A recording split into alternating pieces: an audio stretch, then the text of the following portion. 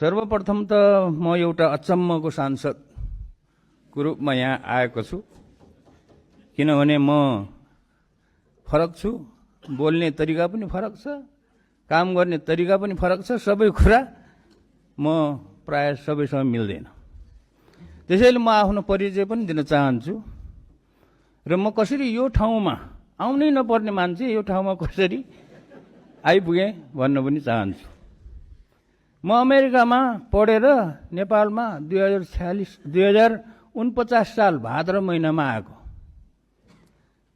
र अहिलेसम्म 33 वर्षभन्दा बढी काटिसक्यो। एउटा झोला बोकेर पूर्णकालीन समाजसेवीको रूपमा काम गरिरहेको छु र म चाहिँ राजनीति गर्ने राजनीतिज्ञ होइन, म समाजसेवी हुँ र सेवी नै रहनेछु। सदनमा मेरो भूमिका पक्ष विपक्ष भन्दाखेरि पनि निष्पक्ष हुनेछ। समाजसेवी भएको हुनाले मलाई प्रतिनिधि सभाको चुनावमा उम्मेदवार हुने कुनै रहर पनि थिएन, मैले सोचेको पनि थिएन।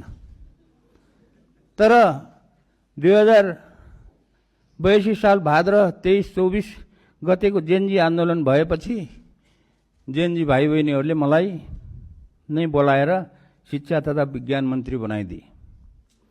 त्यति बेला म ताप्लेजुङ जिल्लाको गाउँ गाउँमा किताब बेचिरहेको थिएँ।